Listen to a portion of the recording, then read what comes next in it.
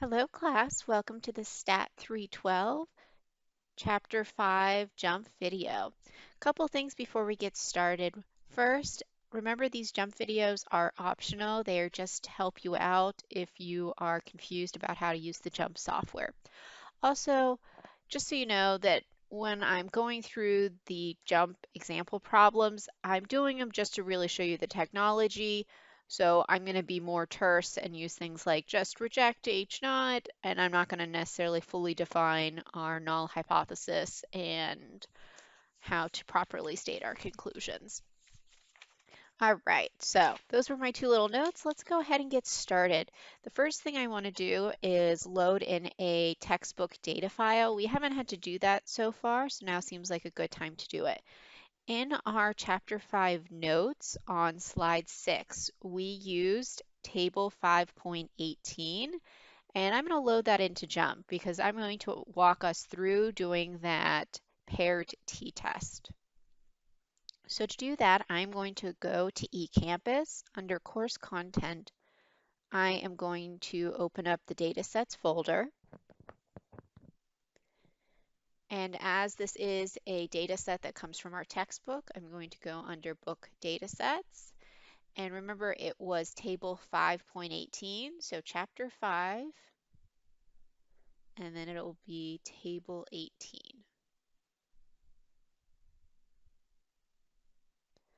All right, so hopefully this will open up directly into JUMP. And it does. If not, you might have to go to your downloads folder and then select open with and jump. Okay, so now we have our paired data set from our lecture slides. I'm going to try to split my screen in half so we're looking at both the handout and jump.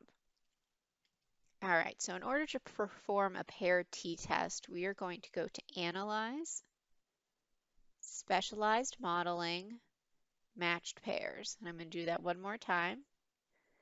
Analyze, Specialized Modeling, Matched Pairs. Click on the Matched Pairs. A new window will pop up. And notice under the Cast Selected Columns into Roles, under the Y, comma, paired response, we have two things that are required, which for us are our two data sets for the treatment and untreatment. After dragging and dropping them, we can select OK, and a new window will pop up with all the information we really need. It will give us even extra information. It gives us our mean difference, standard errors, our lower and upper 95% confidence interval. Will be of interest to us is it gives us our t ratio, that 2.34, which if you feel like checking, yes, that's exactly what we calculated by hand. And what's really important for us is that it does give us our p-values. So remember, when we're doing these problems by hand, we use the critical value method, but when we're using JUMP, we can use the p-value method. And we can tell which p-value we want to use based on the alternative hypothesis. So in our class, we did treatment minus untreatment, and we had an alternative hypothesis that was greater than. So that tells me we need to use the greater than p-value. And we can see that we had a p-value of 0.0259, which is clearly less than our alpha of 0.05, so therefore we would reject the null hypothesis. That falls in line with exactly what we did in our exercise 5.12. Okay, so that's really all we needed to do for our matched pairs section. Now we can go ahead and take a look at what we would do for two independent samples. So I'm going to exit out of this data set because we're going to need a new one for our independent samples. So I'm going to go back to eCampus, and this time I'm going to select a new data set, In fact, I'm going to use the data set that we used for exercise 5.5 with the steer weight. Now, if I remember correctly, it is table 5.14, but we'll know here in a second. Yes, perfect, guessed right.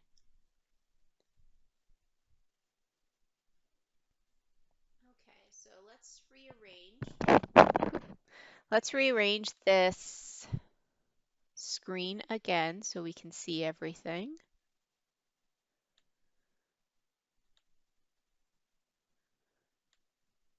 All right, perfect. So now that we have our data and it is in a naturally stacked format, we can analyze it for our pooled t-test.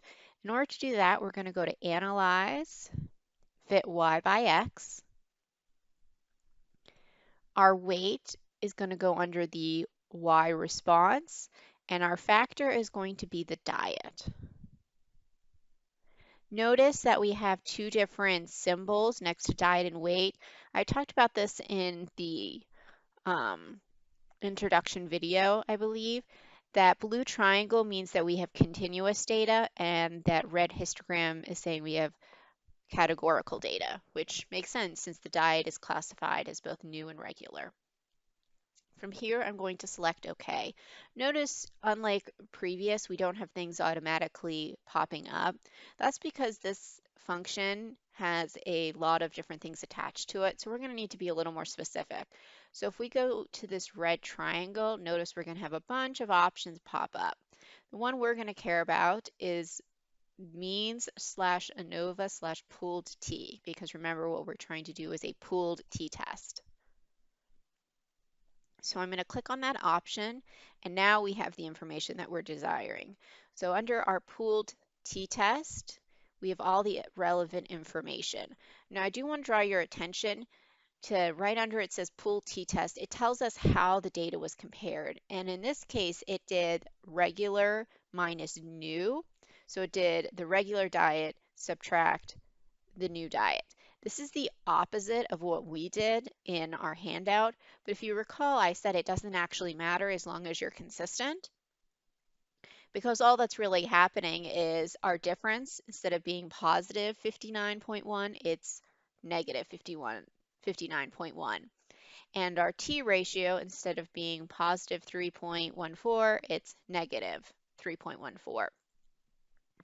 And the only other difference that we do have to pay attention to is for us, when we did our alternative hypothesis, we did greater than, because we were saying that our new diet should have a greater than population. Well, because they have it switched, it's going to have to be the opposite sign, so it's going to be less than. So that's something just to pay attention to and make sure you're looking at the correct p-value. So our p-value in this situation is 0.0032, which means we would reject the null hypothesis, which falls in line perfectly to what we did in our exercise 5.5. Okay, so one other thing we might be interested in is looking at how to do a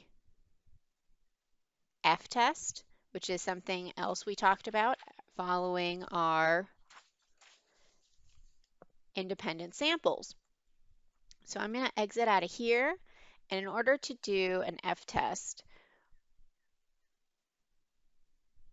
we're still going to use a table from our textbook. This time we're going to use table 5.5. So once again, I'm going to exit out of this.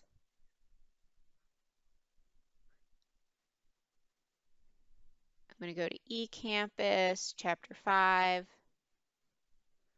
and use table 5.5.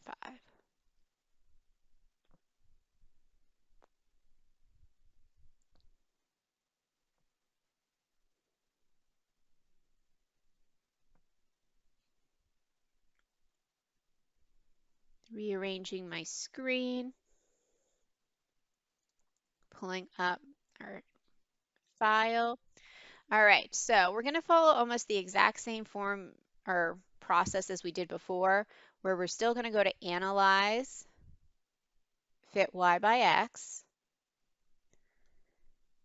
Content is our response, pop is going to be our factor. I'm going to select OK. But this time when I select that red triangle, instead of selecting mean slash ANOVA slash pool T, I'm going to select unequal variances. And what this will do is it'll give us the test for unequal variances.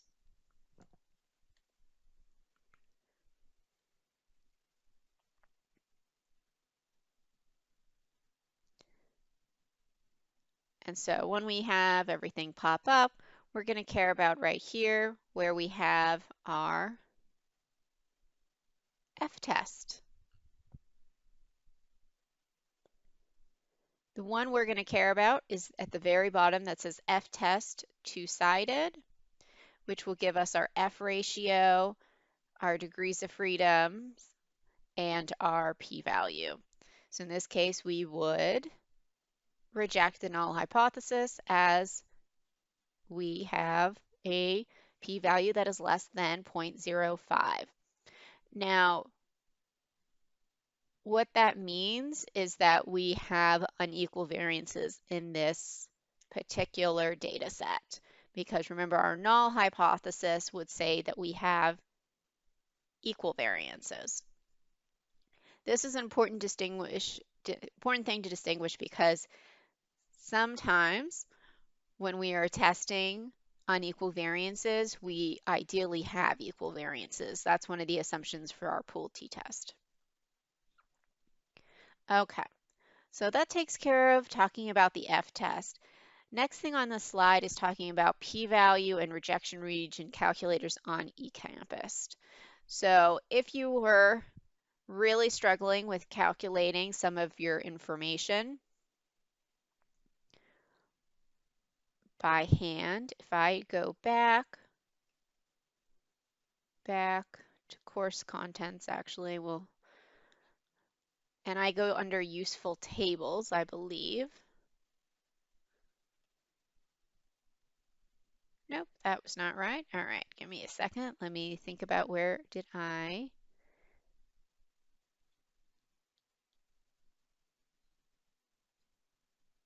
There it is. All right, so sorry, pause for a second. Okay, so I can understand that sometimes calculating those test statistics, you want something to double check with. So under data sets and other data sets, I have a calculator for the t-test and the f-test. Because we just worked with the f-test, I'm going to go ahead, click that one. And I'll have a screen pop up talking about containing scripts. Scripts are code. This is actually a program that was developed. And the program was saved with data already inside of it. That's okay. You can just rewrite it over or add a new line. So if, for example, we were to use our slide 19 information, which we did use to do an F-test, we were given that we had a quality control guru that wanted to fill weights of peanut bags to be more consistent. And from that current process, we had 11 bags that were sampled and had a standard deviation of 0.282. So what we can do here is we know that our degrees of freedom would have been 10, 11 minus 1. Our second set of degrees of freedom was 9 bags, so that would our sample size was 9, so that would mean we'd have degrees of freedom of 8. And we had a calculated test statistic of 4.7. If we put those 3 pieces of information in, we will be given our p-value. And if we go further, we can type in our alpha value, and it'll give us our rejection region and our test outcome. This is a good tool to use to double check to make sure we did everything correctly.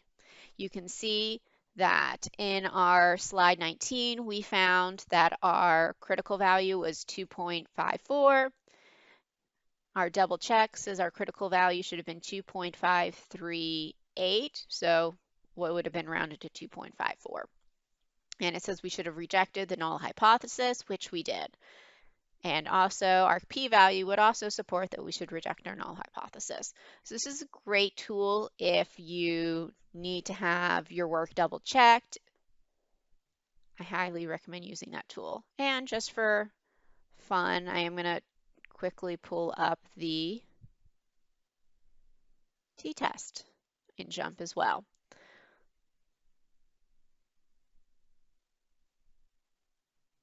Again, select open, and same thing, where you will need to use the line dependent on which your alternative hypothesis is, plug in your degrees of freedom, your calculated test statistic, and if you click enter, it'll give you your p-value.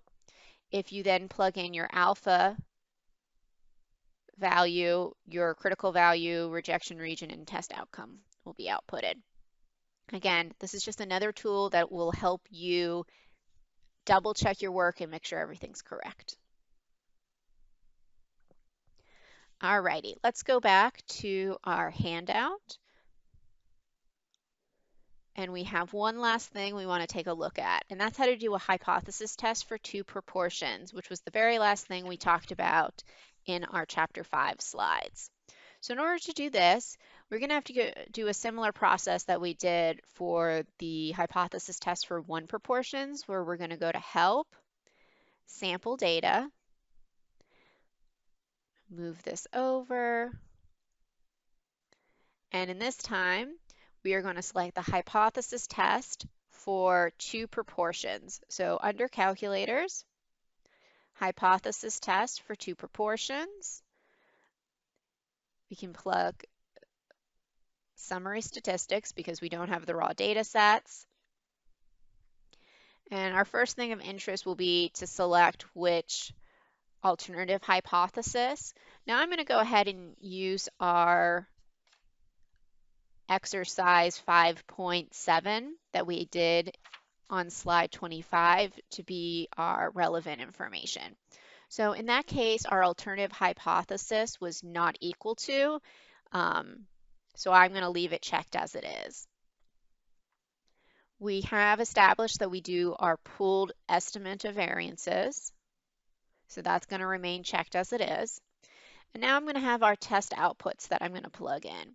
Our hypothesized difference is 0. That's pretty much always going to stay the same. Our sample 1 count, which we'll do machine A to be sample 1. No, I'm going to try to do it. I'm going to do it the same way that it's plugged in on your practice. So I'm going to say machine B was sample 1. So that's going to be 10 over 200, and then for machine A, it was 6 over 300. And our significance level was 10%, so that's going to be 0.10. Hit enter, and our test results will pop out. Notice we have our z-score of negative 1.8672. We have our critical value. We used our textbook and it gave us a critical value of, or our textbook, our table gave us a critical value of 1.645. Little, even going out a little bit further, it was 1.6449, but that is easily rounded to 1.6449. And it also provides us with our p-value.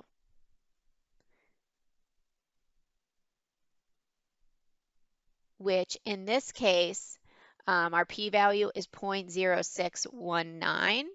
That is less than our alpha level, which is 0.10, so we would reject our null hypothesis. This is in line with what we did by hand on slide 25 and 26. All right, everyone, so that is it. That is the Chapter 5 JMP information you need. As always, if you have questions, feel free to shoot me an email. Have a good night.